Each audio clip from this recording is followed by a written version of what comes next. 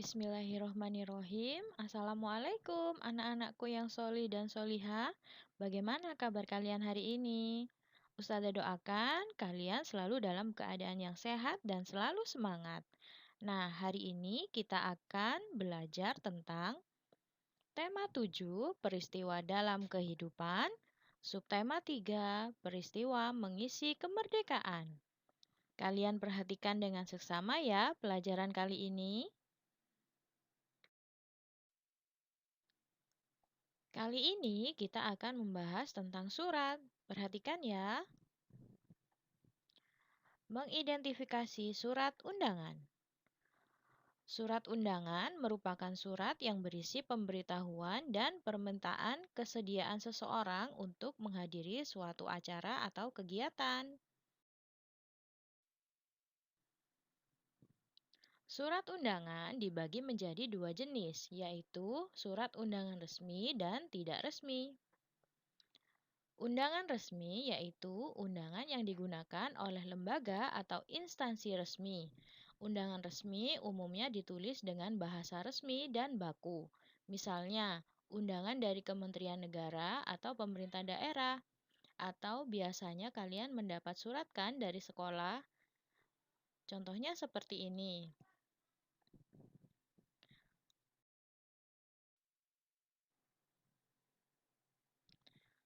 Selanjutnya adalah undangan tidak resmi, yaitu undangan yang mengatasnamakan pribadi yang ditujukan kepada orang lain untuk menginformasikan kegiatan pribadi orang tersebut. Misalnya, undangan ulang tahun. Kalian pasti pernah kan diundang ulang tahun teman kalian? Nah, contoh undangan tidak resmi seperti ini.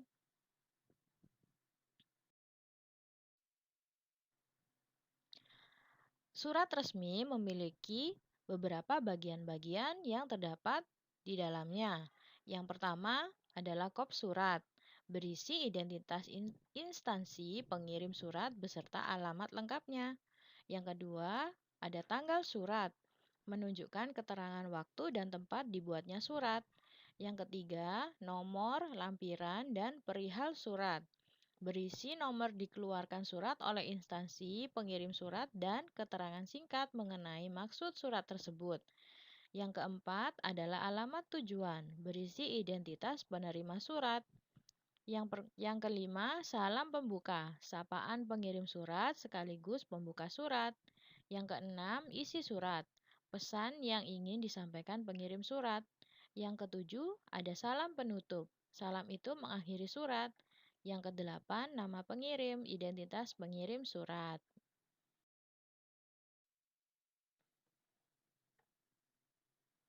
Berikut adalah contoh penulisan surat resmi.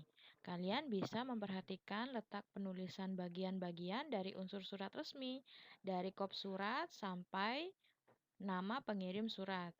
Nah, berbeda dengan surat tidak resmi, tidak perlu menggunakan kop surat, nomor, perihal, dan lampiran surat. Umumnya, surat undangan tidak resmi berisi kata-kata yang lebih sederhana dibandingkan surat undangan resmi.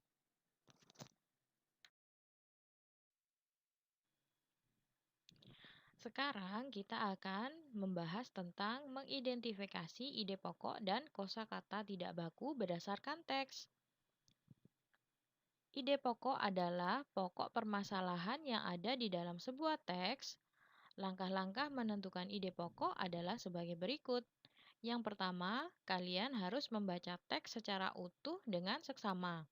Yang kedua, memahami topik pada teks. Yang ketiga, memahami isi dan hubungan antar kalimat dalam setiap paragraf. Yang keempat, menentukan kalimat utama pada setiap paragraf. Yang kelima, mencatat hal-hal penting dalam setiap paragraf. Yang keenam, jika belum paham Isi pada teks bisa kalian membaca kembali secara berulang-ulang. Setelah menentukan ide pokok, kita akan menuliskan informasi penting dalam teks. Ada beberapa cara yang dapat dilakukan untuk menemukan informasi penting dalam sebuah teks. Cara-cara tersebut antara lain: yang pertama, membuat daftar pertanyaan berdasarkan isi teks. Kamu dapat menggunakan kata tanya seperti apa, di mana, mengapa, siapa, kapan, dan bagaimana. Yang kedua, menggunakan peta pikiran. Peta pikiran dapat membantu kita mengelompokkan informasi dalam pikiran kita secara kreatif. Selanjutnya, kita akan belajar tentang perubahan wujud benda. Sebelumnya, kamu telah mengetahui bahwa wujud sebuah benda dapat berubah menjadi wujud benda lainnya.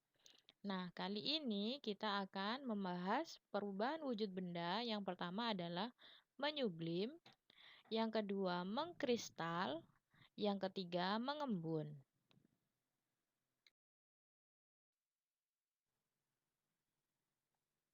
Yang pertama adalah menyublim. Menyublim merupakan perubahan dari wujud padat menjadi wujud gas. Ukuran dan berat benda yang menyublim lama-kelamaan akan semakin berkurang. Contoh dari menyublim adalah kamper dan es kering.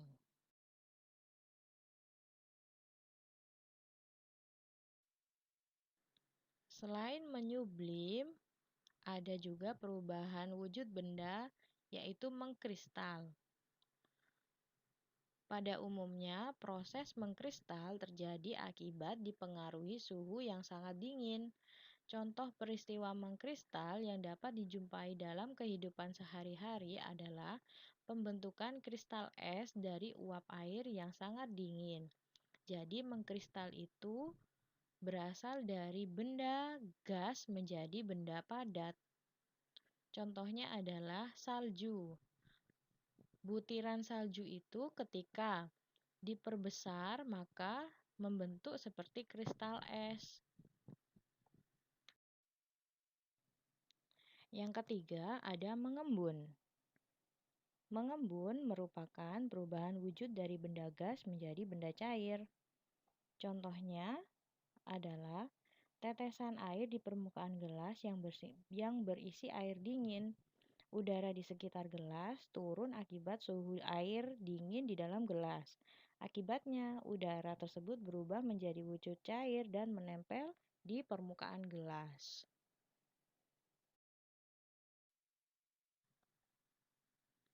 Itu tadi adalah perubahan wujud benda. Nah, sekarang kita akan belajar tentang kegiatan pembangunan untuk mengisi kemerdekaan.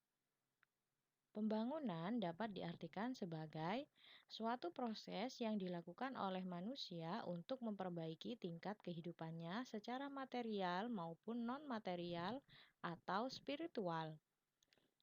Bisa juga diartikan sebagai usaha untuk menciptakan kemakmuran dan kesejahteraan rakyat yang hasilnya dapat dinikmati oleh seluruh rakyat secara adil dan merata.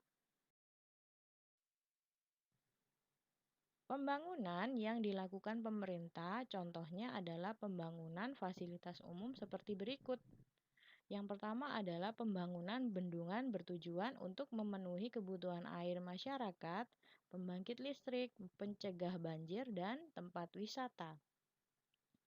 Yang kedua adalah pembangunan jembatan bertujuan sebagai sarana transportasi yang menghubungkan masyarakat dan mendorong pemerataan. Dan masih banyak lagi pembangunan yang dilakukan oleh pemerintah. Coba kalian mencari apa saja pembangunan yang dilakukan oleh pemerintah ya. Nah, berdasarkan pembangunan-pembangunan tersebut, tidak lupa mengacu pada Pancasila. Yuk kita intip tentang sejarah lahirnya Pancasila. Sidang pertama BPUPKI yang dilaksanakan pada tanggal 19 Mei sampai 1 Juni 1945 membahas tentang rancangan dasar negara. Terdapat tiga tokoh yang mengajukan pendapat tentang dasar negara Indonesia seperti berikut. Nah, ketiga orang tersebut yaitu Mr. Muhammad Yamin, Prof. Dr. Mr. Supomo, dan IR Soekarno. Nah, kalian bisa membaca ya rumusan dasar negara yang dirumuskan oleh ketiga orang tersebut.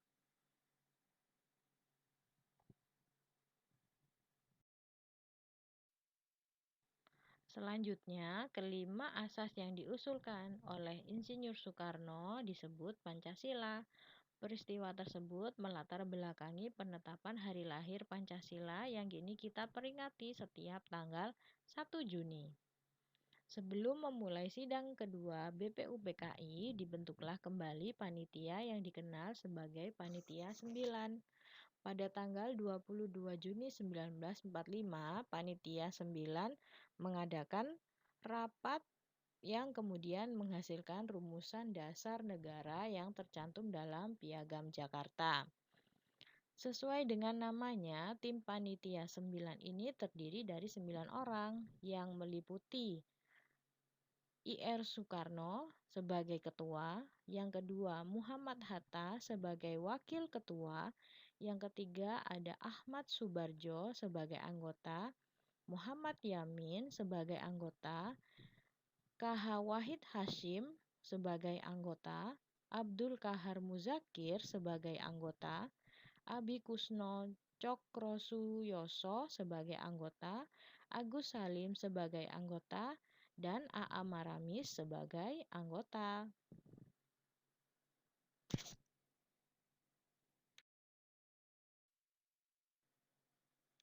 Panitia 9 tadi bertugas untuk menampung berbagai aspirasi tentang pembentukan dasar negara Indonesia dan juga mengemban tugas untuk membahas serta merumuskan dasar negara Indonesia.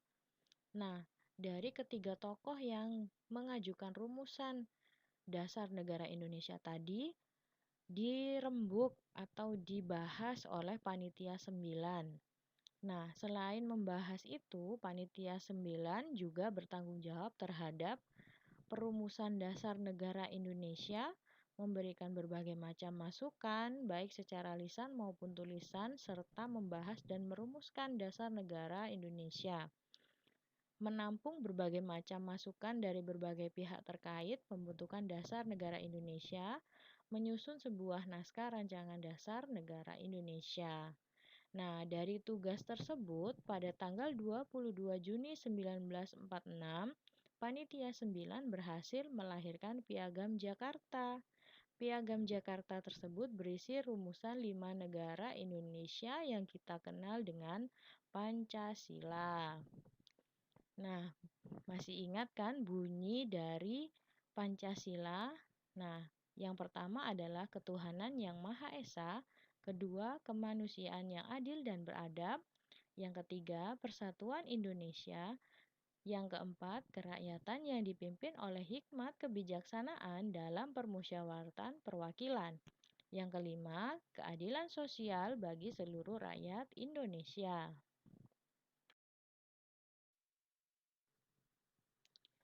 Di dalam Pancasila tadi terdapat nilai-nilai luhur yang sesuai dengan kepribadian bangsa Indonesia. Nah, nilai-nilai luhur Pancasila yang berkembang di masyarakat memiliki beberapa fungsi dan kedudukan dalam masyarakat Indonesia, yaitu yang pertama, Pancasila itu sebagai dasar negara. Artinya, Pancasila sebagai sumber dan dasar segala aturan hukum atau perundang-undangan yang berlaku di Indonesia. Jadi, untuk merumuskan sesuatu, pemerintah harus mengacu kepada Pancasila yang sebagai dasar negara. Yang kedua, Pancasila sebagai pandangan hidup dan ideologi bangsa.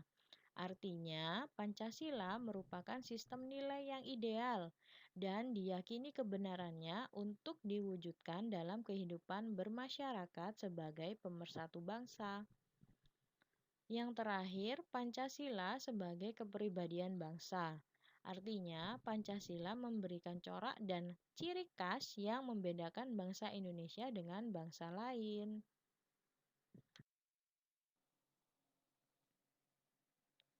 Dengan fungsi dan kedudukan Pancasila dalam masyarakat tersebut, nilai-nilai luhur Pancasila menjadi landasan hidup bermasyarakat di Indonesia.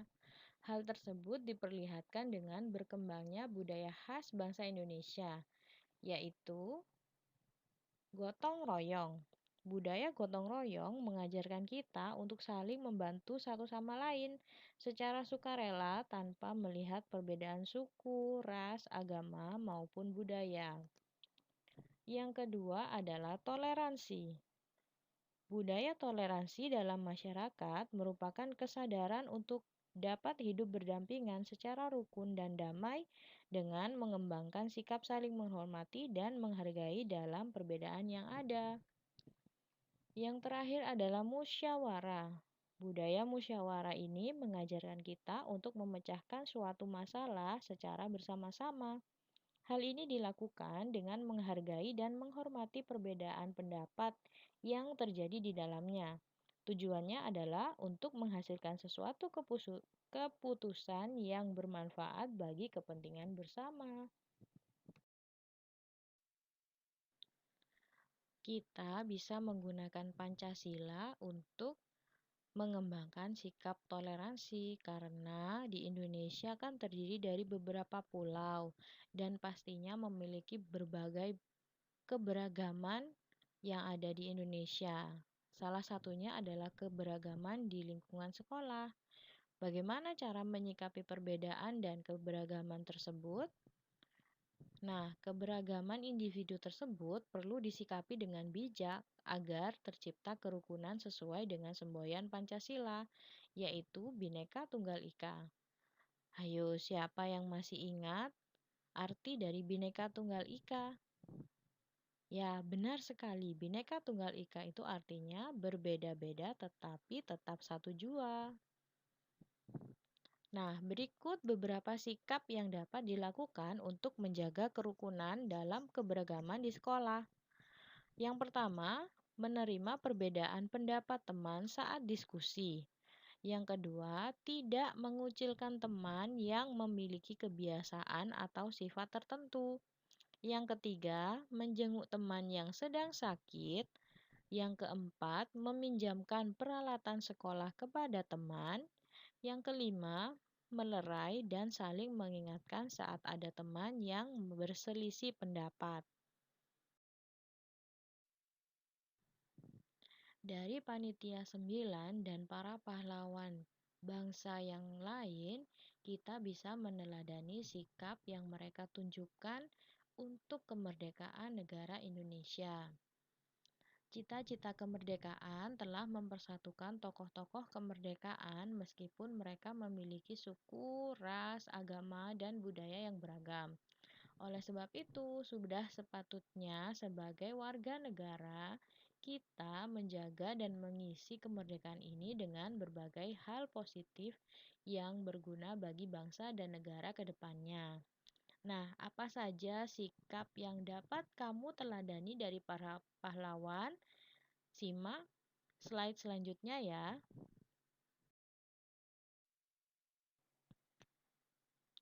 Sikap kepahlawanan yang harus diterapkan dalam kehidupan sehari-hari yang pertama adalah sikap berani. Berani yaitu sikap tidak takut atau gentar dalam menghadapi bahaya, kesulitan, ataupun tantangan untuk memperjuangkan kebaikan. Yang kedua adalah gigih, yaitu sikap tetap teguh pada pendirian atau pikiran meskipun menghadapi banyak rintangan, serta tidak mudah putus asa meskipun mendapat kegagalan hingga tujuan yang dicita-citakan dapat tercapai. Yang ketiga adalah rela berkorban, yaitu sikap ikhlas hati memberikan sesuatu yang dimiliki untuk orang lain, tidak mementingkan diri sendiri atau tidak egois.